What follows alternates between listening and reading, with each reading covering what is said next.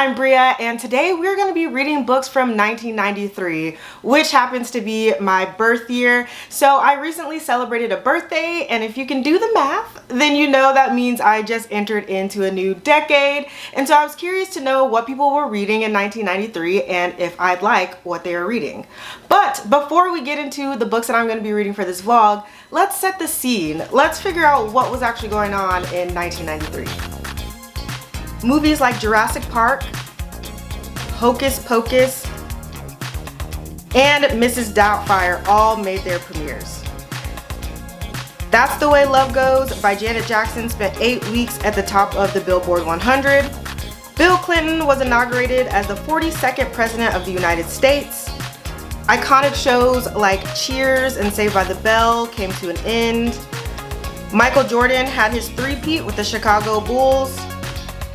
And Ruth Bader Ginsburg was confirmed to the Supreme Court. So now that we have a little scene set, okay, let's talk about the books that I'm going to be reading for this vlog. And so to determine what books I was going to be reading, I went to the place that we all love to hate. That's right, Goodreads. So Goodreads had a list of the most popular books of 1993, and the very first book on that list was The Giver by Lois Lowry. And so I've actually read this before, but it's been about a decade, but I do remember that I gave it 5 stars. I absolutely loved it. So I figured this would be a perfect time for me to reread this since it was at the top of the list. And the number 2 book on that list was Along Came a Spider by James Patterson, which is the first book in the Alex Cross series, and there's currently over 30 books in this series, and I decided to pick this one up because I've never read anything by James Patterson, but I feel like he's one of the most popular authors to ever exist.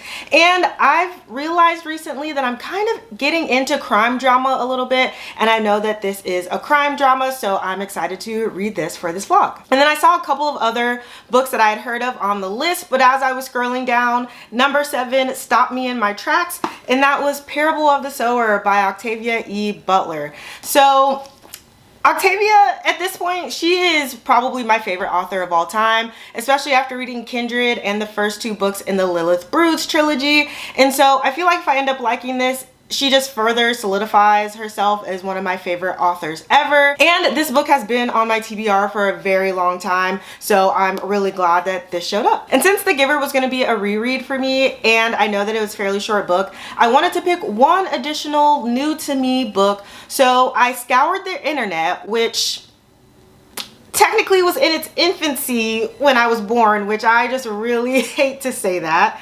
If you're familiar with the dial tone, you know. And so the last book that I'm going to be reading for this vlog is The Elephant Vanishes by Haruki Murakami, and this is a science fiction short story collection. And so I'll tell you a little bit more about each of these books as the video goes on. We are also going to be learning a little bit more about 1993 as the video goes on as well. We're going to be watching some commercials. We are going to be learning about the cost of living. We're going to be learning about some of the other cultural moments that happened in 1993, and it should be a really good time. I had a fun time just digging into the year that I was born, and I found out a lot of interesting things, maybe some things I wish I could unlearn, but we are here now. And so we are gonna start this vlog off with Along Came a Spider by James Patterson.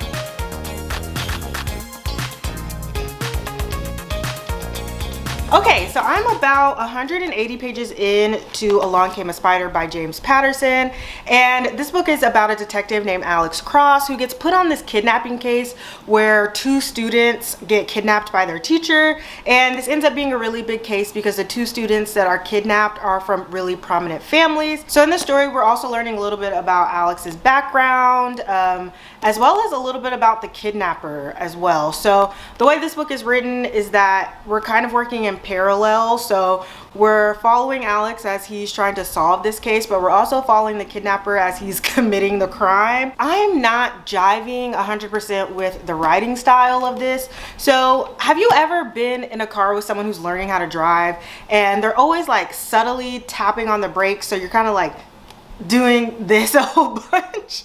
That's kind of how I feel with this book. And for someone being the world's #1 author, I was expecting something a little smoother, but I'm also keeping in mind that this is the first book in this like really long series, so maybe that the writing gets better. One thing that I'll say about this book that really surprised me is that Alex Cross is Black. And that surprised me because just thinking that like this book series is a long-standing multi-book series written by a white man, I was not expecting the main protagonist to be Black. And so when I read that in the first couple pages of the book, I was like, hold up. What did I get myself into? But you know what? I'm not mad at it yet just because there hasn't been anything overtly problematic. I will say that there was a little section where we were in the POV of the kidnapper and he comes across like a Black character slash Black person, and the way that he was describing her, I was like, I don't like it. But also because we're in the POV of the kidnapper, it's kind of like, well, I'm not supposed to like you anyway. And I feel like if this was a problematic series, I feel like someone would have said something by now. So, you know, it was just a surprise to me. Another thing that surprised me that I realized as I was doing some research was that Alex Cross has actually been turned into multiple movies. So there was one movie that was released in 2001 that I believe starred Morgan Freeman, and it was specific to Along Came a Spider. And then there was another movie that was just titled, I think, Alex Cross, that starred Tyler Perry, which feels very random to me. I was thinking about watching the movie, but I already have some movie plans to watch some other like 1993 movies, which we will talk about shortly. Pictures taken with your current film and camera, transferred onto a new kind of compact disc and shown on TV. The special photo CD player also plays audio CDs. The new Kodak Photo CD system. You've got to see it. Mr. Patterson, James, Jimmy, I know you're not watching this, but if you are, click off right now. Just go ahead and log out for me, sweetie, okay? I'll just start out with saying that in the past clip, I talked about how the writing felt very clunky, and it really just got worse to me as the book progressed. I know I also said that this didn't feel very problematic to me at the beginning, and while I will say this isn't necessarily problematic, I would say there were certain scenes where I was like, this is definitely written by a white person, because some of the dialogue that our main character was having it seemed off to me. It was kind of like, I don't think a Black person would really say that. And there was also times where even though our main protagonist is Black, he was hitting the N-word with the hard ER, and I was like, James, you're getting a little too comfortable, buddy. And now let's talk about the storyline itself. There was multiple points where the story just contradicted itself. And to be honest, our detective really isn't that great of a detective. There were times where he was like, I'm really unsure about what's going on. And then we get a piece of information, or let me say he'd be handed a piece of information and he'd be like, I knew it all along. And it's like, now my guy, no, you did not. And on top of that, I just feel like the storytelling was just really lazy. We were introduced to new characters 100 pages out from the end, and the way that we as a reader got information and the way that our main character got information, it was just really lazy. And so I'm honestly surprised that this series is so beloved that someone read this and was like, let's make 30 more of these books. Because if this book was published today, James Patterson probably wouldn't have a career. Ooh, I feel like that was tough. I said what I had to say, and I mean, good for him. He wrote it when he did, and he has the success that he has. Congratulations. But yeah, 2 stars. Okay, and so before we move on to our next book, we are going to explore what was happening in the movie scene in 1993, okay? Because we're going to watch at least one movie from 1993. And so there were some bangers that came out in 1993 that I had no idea premiered that year. So I'm going to read off a few. So there was Dazed and Confused.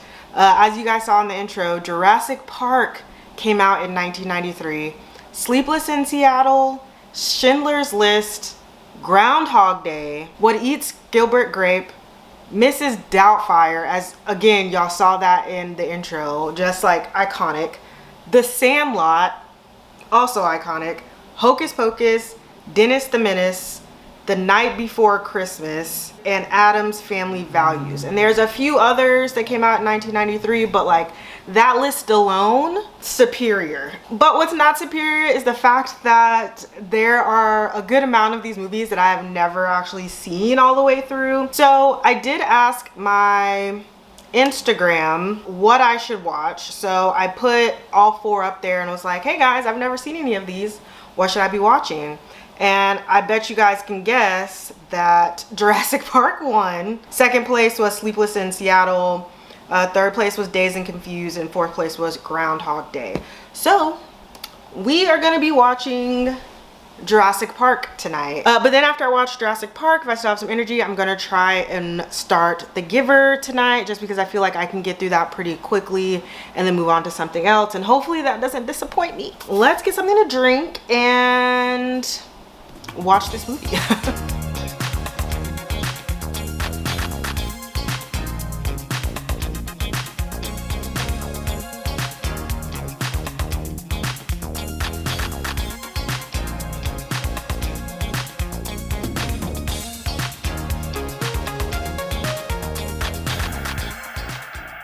Why did you get detention? He'd rather listen to the baseball game on the radio than try to understand the emotional content of Romeo and Juliet. I don't understand the emotional content of Full House. I do. The premiere of Boy Meets World next. Okay, so I have started and finished The Giver since I've talked to you guys last, but I do want to give a small review on Jurassic Park first, because I can understand why I was too afraid to watch that when I was younger, because even though we've come leaps and bounds in the movie arena since 1993, those special effects are actually pretty good for its time. Just the whole idea, like the storyline itself is iconic, right? Like scientists use old DNA to create new living dinosaurs and then try to create an amusement park out of it. Like, it's dumb, right? But makes a great movie. And I'll say, young Jeff Goldblum, no notes. No notes. But let's talk about The Giver really quick. So on the surface, The Giver is about this boy named Jonas who lives in this community where there's no fear, there's no pain, there's no hunger or famine, but the people in the community also don't get to make any real choices. And one of the choices they don't get to make is what job they have. So in their 12th year of life, they go through this ceremony where they're assigned a role for the community. And Jonas is assigned the role as the receiver. And there's only one receiver in the entire community, and it's a very high position. Jonas has no idea what that job really entails.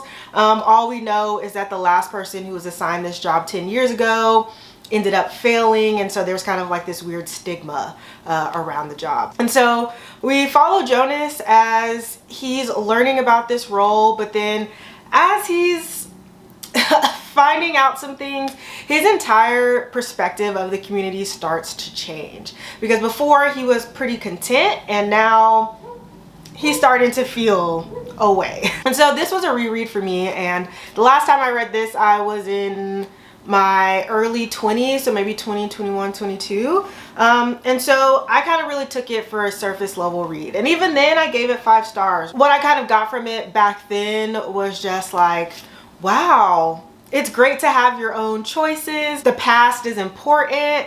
And I really kind of took the ending for face value, right? Like I was like, oh, it's kind of a cut and dry ending. However, upon reread, I took a lot more out of it this time. I think maybe because I'm a little older. I don't know if I want to say wiser, but this time around, you know, I was thinking about my current worldview, right? Where I'm like, ooh, if this would change, the world would be perfect, or if this would change, the world would be perfect.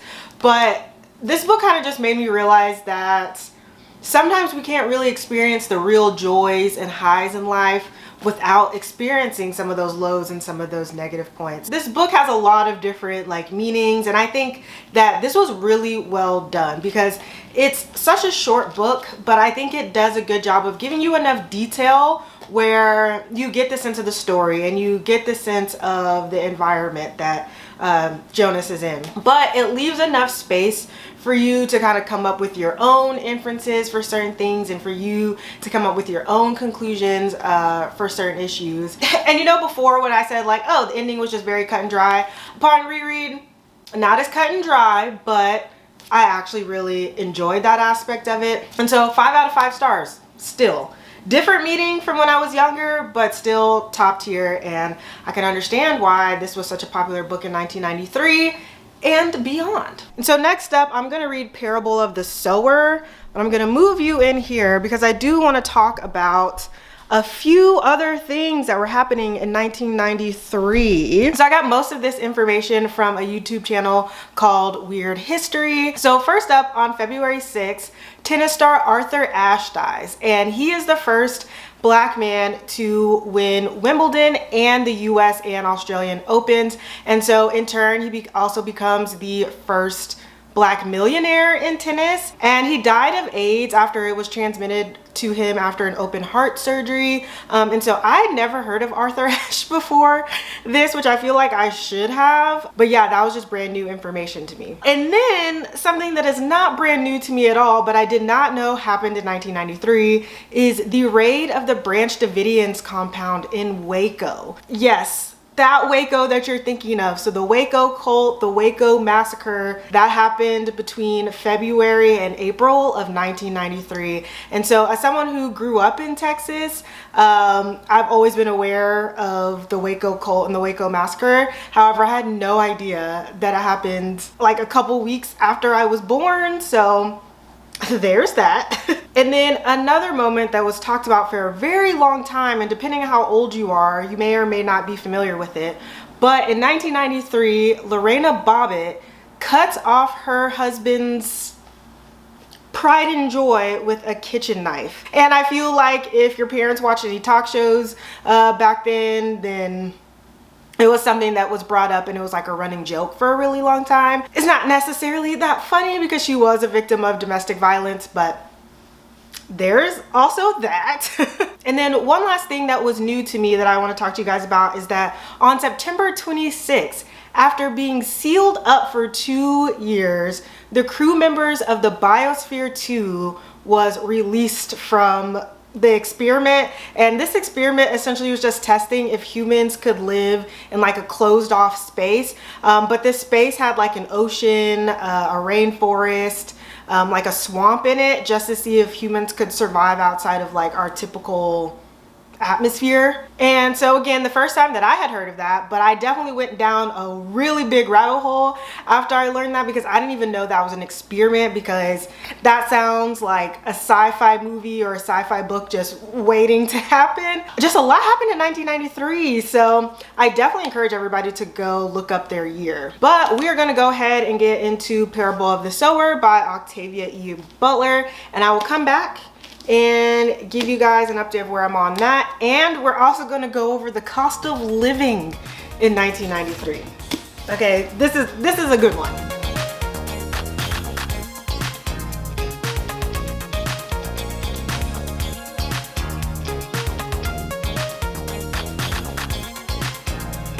Okay, so I'm about 30 pages out from being done with Parable of the Sower by Octavia E. Butler.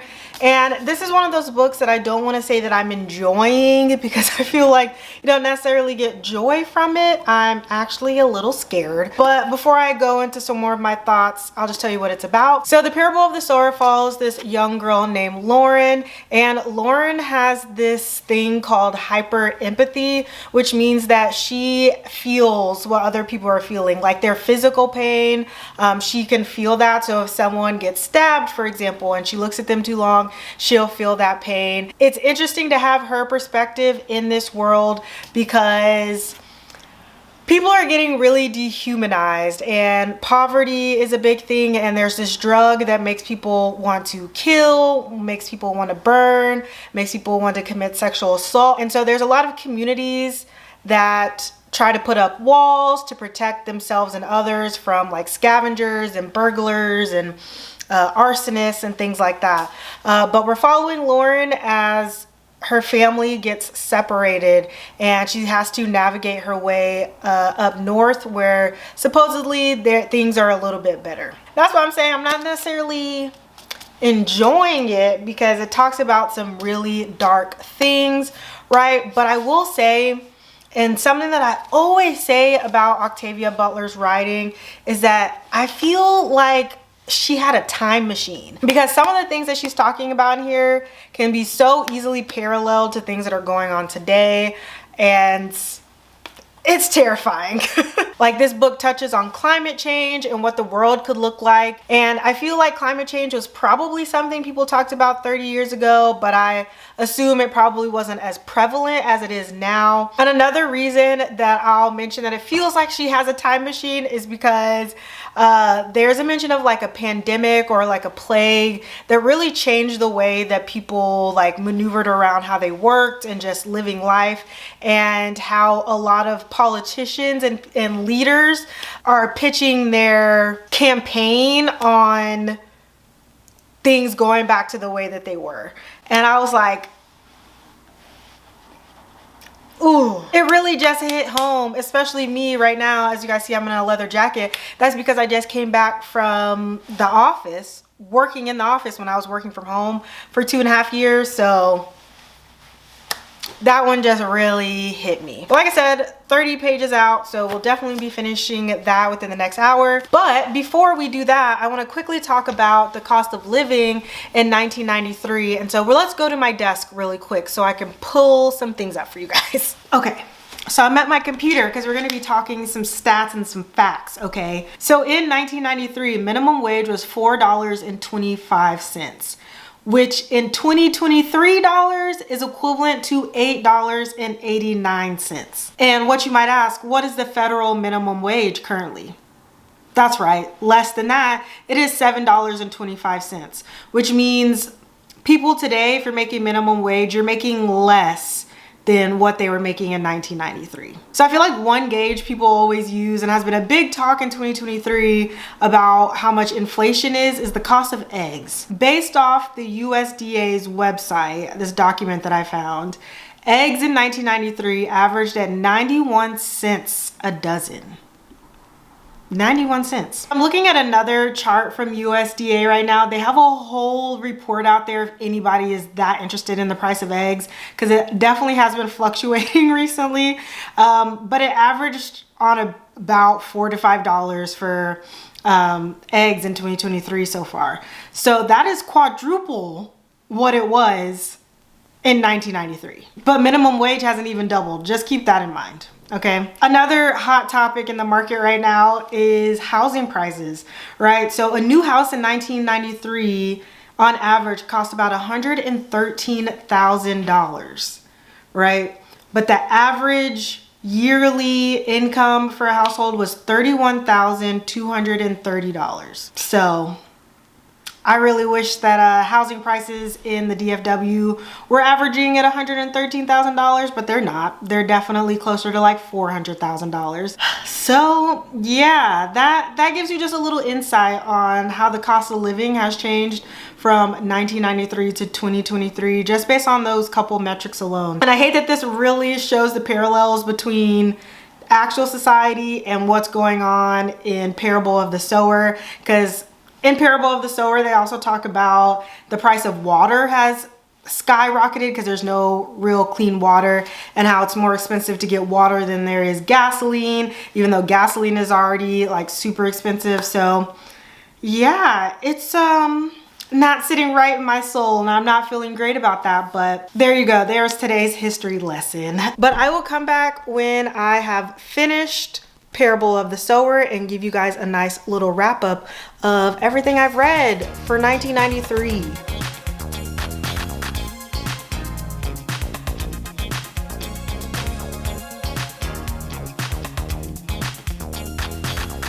Okay, so I finished The Parable of the Sower by Octavia E. Butler, and essentially this book is a warning of what could happen in our world if we're not careful with our economy and the environment, and almost advice on what to do if it does get to a point of like destruction and dehumanization. So I'm giving this book a 4.25/4.5 stars. It is obviously really well done. It's really intriguing and it really makes you think. However, for me, the ending didn't really do anything to soothe the small small crisis that it formed in my brain when thinking about the world. So that's the only reason that I'm not giving it 5 stars. But I feel like this is a really important book for a lot of people to read. So if you've seen it around, you've had any interest of picking it up, I would say definitely go grab it. So you may have remembered that I was supposed to be reading a 4th book for this video, The Elephant Vanishes. However, I read a few of the short stories in here and I decided to DNF it. Going into it, I really thought it was going to be sci-fi and I was wrong. It's definitely weird, but in a way that I didn't really understand. And so I feel like this book could be doing something really special if I were to get to the end, but the writing style just didn't vibe with me and I felt myself getting into a reading slump, so I just decided to DNF it. So I really enjoyed this little experiment of digging into 1993, digging into not only the books, but the culture and just what was going on the year that I was born. And so it really put a lot of things into perspective for me. But as far as the literature goes, I definitely had a mixed bag. So I had a DNF, a 2-star, a 4.25 star, and a 5-star that I think I can safely say is one of my favorites of all time now. And so if you made it to the end of this video, please leave a clock emoji since we decided to go back in time a little bit, just so I know who is my absolute favorites. And I will see you guys in the next one. Bye.